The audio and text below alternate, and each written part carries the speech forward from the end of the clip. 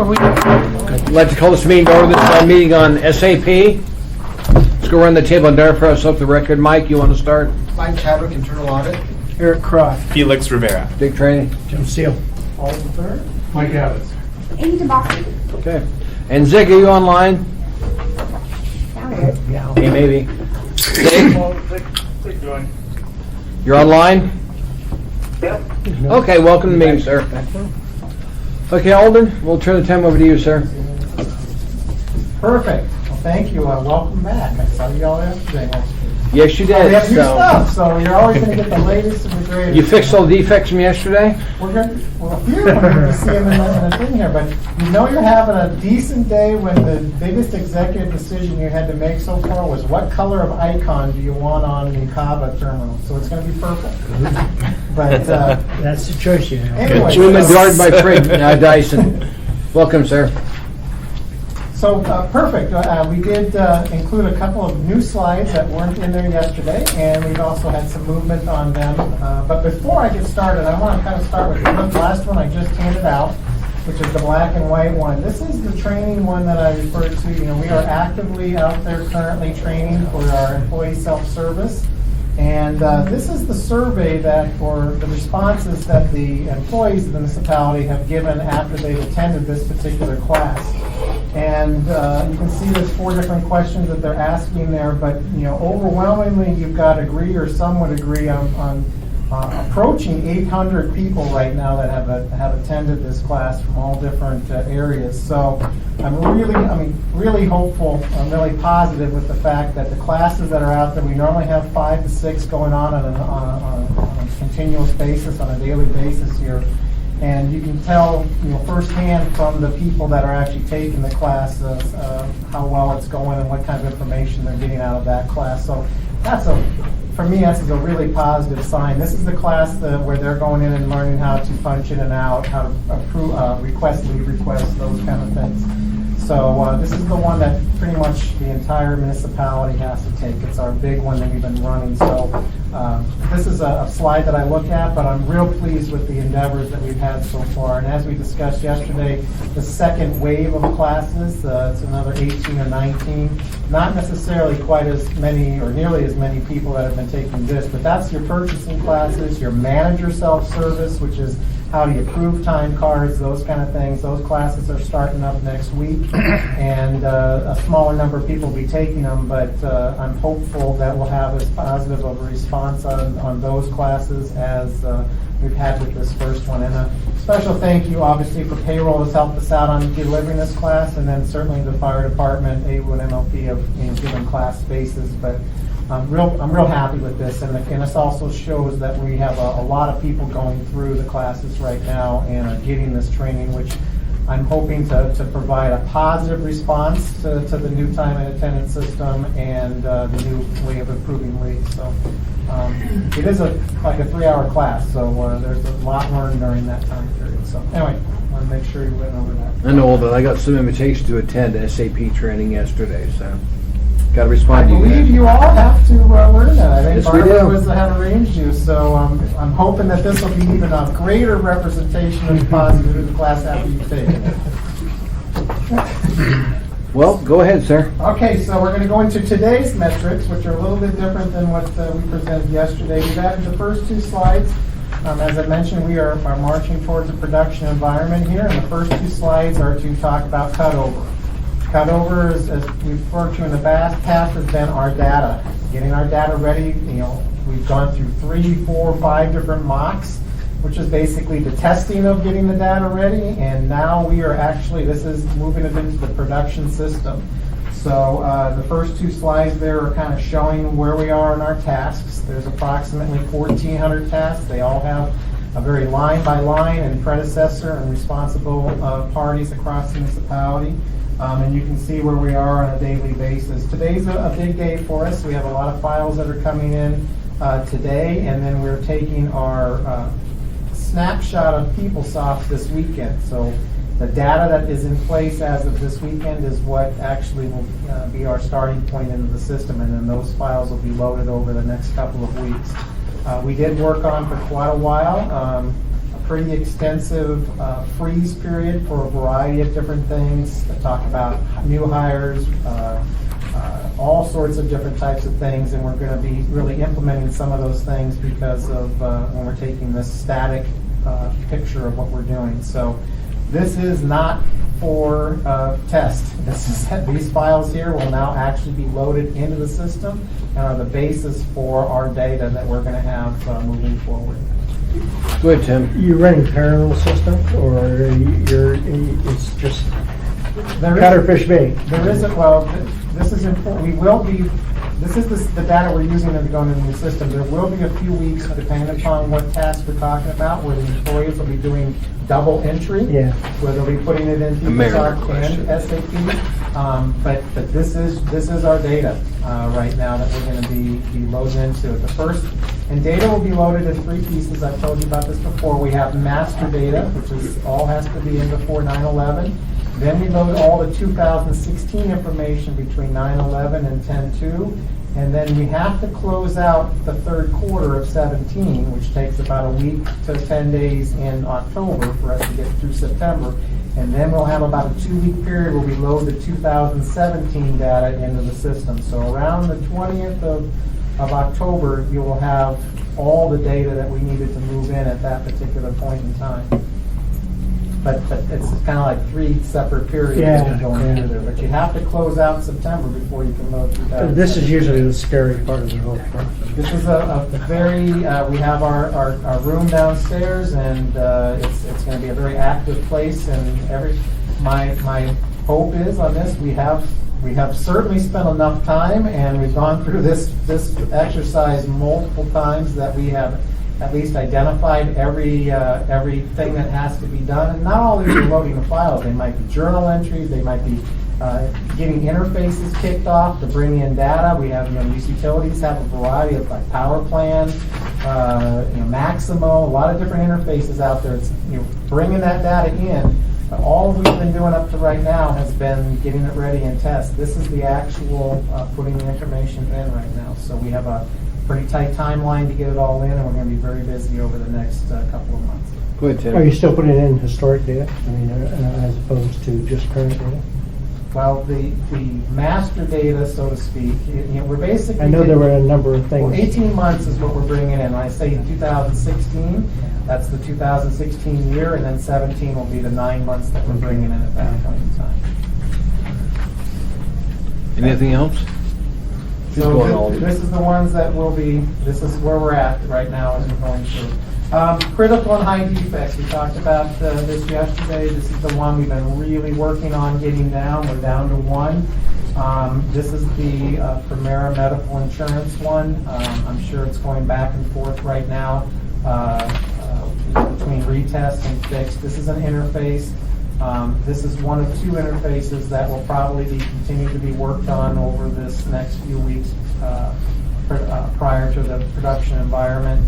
Along with the state PERS one is one we're watching very carefully as well. So this one, both of these involve third parties, external third parties, so it makes it a little bit more challenging testing and the timelines going back and forth to get things resolved. But as I told you yesterday, this started off at 51 a week ago Monday, so people have been just really putting in effort to get it down to this one particular one, and it's actually in decent shape, but there might be some defects over the next few weeks, but we're driven to make sure that whatever happens on those, we get those adjusted as well.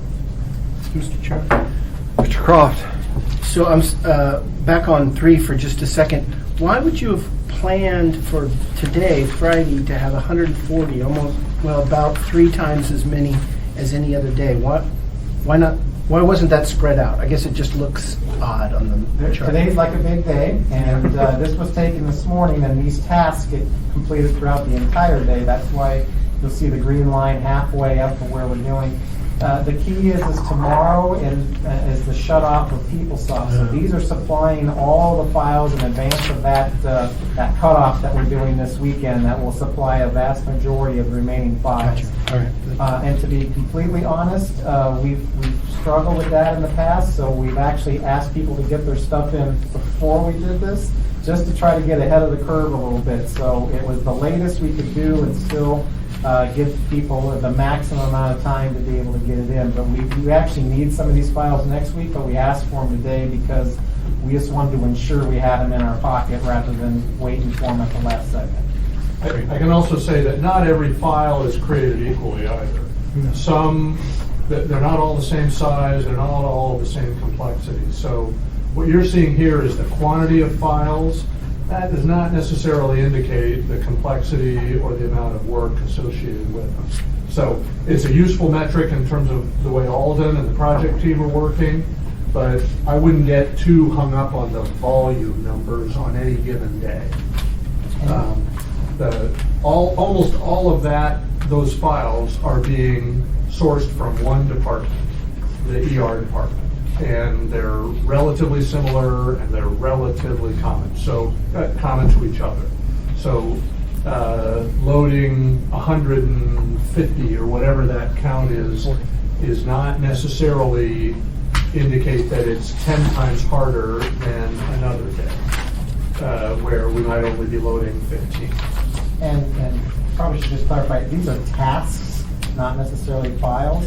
So a task could be, many of these are files, not by sure, but a task might be do a journal entry. But it's something that has to happen before the next thing can happen and so forth. This is a mixture of files and of tasks. So sometimes when I think we're prepping for what we're trying to do, but we did ask for some things to come in at early this stage just based on past experience. Great, thank you. All, Eric? Yeah. Okay. Go ahead, Alden. Hey, on page 5 here, these are the defects that are currently available or out there outstanding. I think this was in the mid-30s yesterday, so we're lower 20s. So you can see that we were able to remove approximately 10 additional defects, and that's really good to get into our production system. Only a few handful of those are in retest, so many of those are still in development as we're going through. But that number was in the 30s yesterday. And on page 6 is the ones that are municipal employee responsibilities, and we are, actively trying to get these 6 retested today. They're all in retest, as you can see, to make sure they can get into our production environment as well, and hopefully that we're successful. The last payroll 1 or 2 is kind of buried in here, so I'm hopeful that we'll have some really good response on those. But this number has been coming down. I think I told you it was 127 to start with, and you can see we've got 30. But some of these new ones that have been reports have even added that back up. So we've made really good progress on our defects, and I've really made that a key focus of our efforts over the last 2 weeks as we burn these down. And then we've discussed in the past, these are just a breakdown of those 30. We have one that's in security, that's on page 7. The configuration and functionality ones on page 8. These are the ones I'm really excited about. These are the ones I really focus on. We're down to 11. You can see we were almost at 70 a little over a week ago in that little peak that we have right there. So this has really been a focal effort for us on our part. On page 9, these are the development of BW reports. As I mentioned yesterday, the BW reports, we can continue to retest and keep developing all the way through October. So that number is going to go up and down as we continue to bring in additional reports. And we don't have the limitation of the transports ending tonight that we have on that. So those will continue, and that'll also show the progress we're making. The next few pages are very minor, just on some of the ones that either there's 0 or they're working up the last defects on, but that's what totals the 30. Page 13, we didn't spend quite as much time on this yesterday, but that's the group of deferred reports that we kind of got in late. However, we're continuing to make good progress on those. We've got 6 that are already ready for testing, and many of those are development is complete or we're wrapping those up. So I'm seeing good movement on those. The goal has always been to get all those completed through QA by the end of September. So I feel real confident on where we're at, and as long as we're seeing continued progression through the delivery of those, that I think is looking pretty good. And on the very last page are the CAFA reports, and that's the 10 that we also are wanting to see good progress through. And as you can see, we've got some that are in different stages, but I've really seen a movement on these in the last week or two as we have additional resources been assigned to that.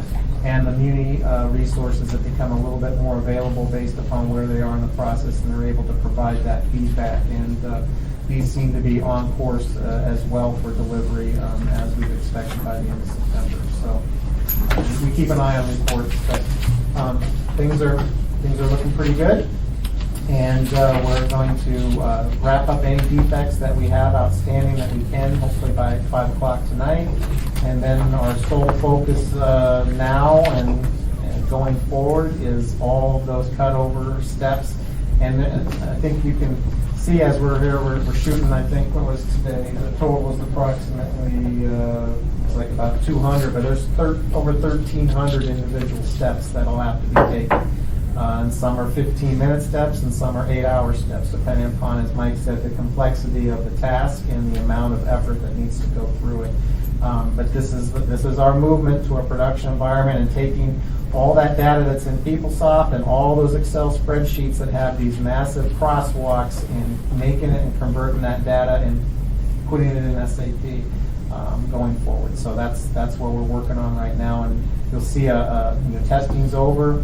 Development is pretty much over. Break fix is almost over, and we're going to focus on reports and these cutover activities for the next, basically month and a half that we go here. So we are currently marching towards September 11th to have the employees start clocking in and out. That's why the training is so important. I know, as I mentioned, you've seen the clocks that are set up. We'll do a final test of those the week of September 4th, make sure the clocks are working, employees are getting new badges that can work there. And as I mentioned, it's a purple icon on the computer. That was today's decision. So that's kind of what we're working on there. Good. Mr. Abbott, sir. Just to follow up a little bit on what Alden said. So basically, this means that we remain on track to start the phased implementation of SAP on September 11th. So on the morning of Monday, the 11th of September, when employees come to work, if they punch in at a time clock, they'll punch in at the new time clocks rather than the old. If they request leave, they'll do so in the new SAP format rather than Kronos. So Kronos' last day will be the 10th of September, and we'll have migrated onto the SAP platform for that piece. And then the phased implementation continues in September, at the end of September, first Monday in October, we'll begin to use the finance and purchasing pieces of SAP. And then over time, we will continue to build in to the different modules of SAP, and away we'll go. But we should have most of the core functionality in place based on what we expect today on the 2nd of October. Mike, on clocking in, we were talking originally about them being able to go on their own computer to do it. Can they still do that, or are they going to have to manually do the time? The system will allow that. It has to be coordinated with supervisors and others, but yes. And ultimately, there will be the capability to punch in via mobile devices as well. The system is capable of that. We are not enabling that at the start, but that is functionality that we can add at a later date and that we expect to add. Okay. Thank you. We also have the functionality of IVR, which is interactive voice response. So employees, select groups of employees that are on emergencies and so forth, or had to do a call out, can use telephone to be able to also do that if they're not near a computer or a clock. Question from assembly members. We talked to him yesterday. Anything today? Zig, any comments you want to make? Excuse me, I had to turn the mute off. I know. I just think that the assembly should have an interest in understanding regarding the defects, understanding whether or not any of those defects are related to payroll, timekeeping, or purchasing SRM. I think it's important that you guys be aware, and that, of course, the team should be aware, and I'm pretty sure they are, but they ought to be able to tell you whether or not which defects are actually out there and what they really are, so that everybody is aware of what in essence might get rolled over to after 10.2. Alden? So what I'm going to propose here is, we're still working on these all the way up through tonight. I mean, this is kind of our master list. There's probably one or two that are on here that are either SRM and or are payroll related. I know the payroll ones we are actively working right now. You will notice that they're all in the medium or low category that we refer to. But what I could probably do is I could take a snapshot of this, let's say as a Monday morning, and I'll say, here's what was left over. And we'll do a little little sentence write-up about what it was that didn't get in there, and we can know what it is. What type of item it is. Yeah, and it'll be kind of, the leftovers, so to speak. And I will exclude the reports, because as I said, reports are ones that we can continue to work on, so there's nothing to be worried about. But anything that was a non-report that was kind of just didn't make it in tonight, whether it was a medium or a low, I'll do a little, this is what it was. What will normally happen here is development work will continue, and then what will happen is once we enter into a production environment on that, we look at whatever crises we have, then you filter in those ones based upon resource availability of a person. So somebody might say, hey, everything was fantastic on October 3rd, I'm ready to bring in defect number 26, because you have 4 different environments out there, and some of you have a production environment, but you also have a testing environment, a training environment, and a QA environment. So people can go and test things and make sure that they're working before you actually migrate it into the production environment. So anything that's left over, the work will continue, it just won't be incorporated into the production environment on October 1st. But they'll be waiting, and they'll be rapidly put in based upon the resource availability of whatever that person happened to be that was responsible for that defect. So we'll try to get the work done, and then just slide it in on an availability basis. Mr. Croft, sir. We adjourned this at 1, yeah? Yes, we're just about done. So would you go into pulling in the data this weekend if defects exist tonight at whatever time you cut off? That is, and what sort of defects would you then allow the data to migrate on?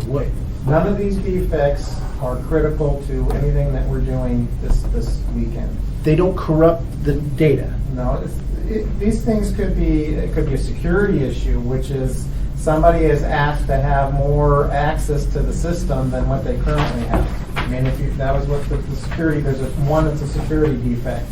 That may not get in, and that may be something that on October 3rd we give somebody else additional access to some screens that they don't currently have. Nothing is going to stop doing the data cut over this weekend, and if it was something like that, we would have identified it long ago and made that a priority to make sure that we address. These are low things, or things, defects, which is our least priority. Those are things like, hey, I don't like the color on this screen, or hey, you're showing me half a screen, I only want a third of the screen on there. That's registered as a defect. We've really focused on the areas of the functionality of the system and so forth, but there should be no stops to worry about with running data tonight. The defects remaining don't affect data integrity. That is correct. And Felix. yeah, just to reinforce this and just make it extremely clear. So none of these defects, if the system for whatever reason was to crash, none of these defects would be the cause of that. That's correct. Okay. Okay. That's all we've got. This meeting's over. Thanks for being here.